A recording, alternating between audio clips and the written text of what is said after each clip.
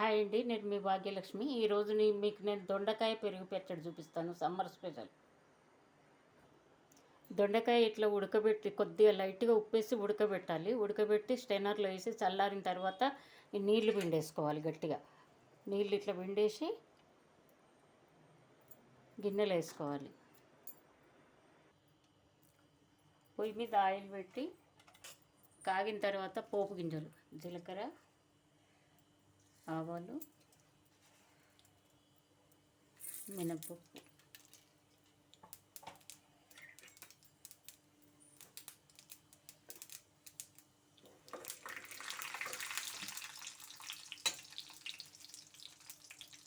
కరివేపాకు,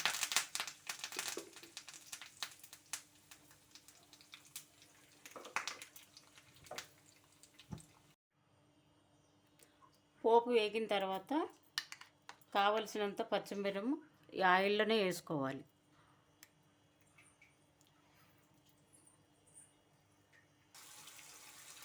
పచ్చిమిరప కొద్దిగా ఇట్లా ఉడకనియాలి ఆయిల్లో. ఇప్పుడు స్టవ్ తీసేసుకోవాలి.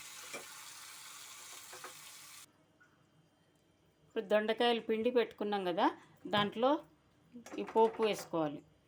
మనం ఇందాక పెట్టుకున్నాం కదా ఆ పోపు.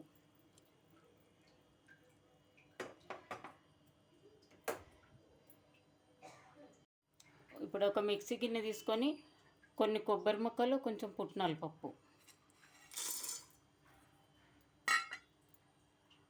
కొంచెం ఆవాలు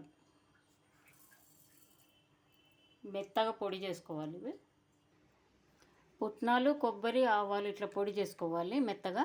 దీన్ని ఇప్పుడు ఒక 2 స్పూన్లంతా తీసుకుని దొండకాయలు మనం ఉడకబెట్టి పిసికి పోపేసి పెట్టుకున్నాం కదా, నీళ్ళు పిండేసి దాంట్లో వేసుకోవాలి ఒక 2 స్పూన్లంతా.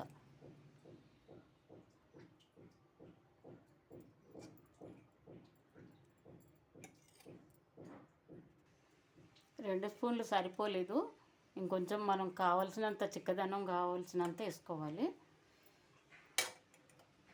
కొద్దిగా పసుపు,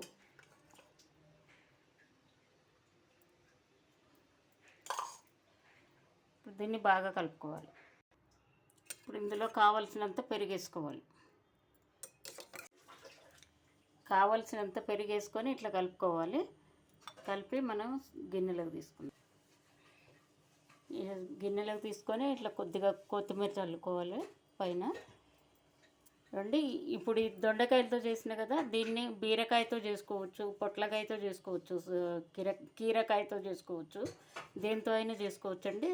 సమ్మర్లో తినడానికి బాగుంటుంది. ఆవకాయలు అవి తినలేము కదా, దాహం వేస్తుంది.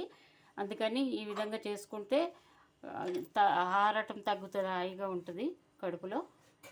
చూడండి, మీకు నచ్చినట్టయితే మీరు కూడా చేసుకొని నాకు కామెంట్లో తెలియజేయండి మీకు ఎలా వచ్చిందో. థ్యాంక్ యూ అండి.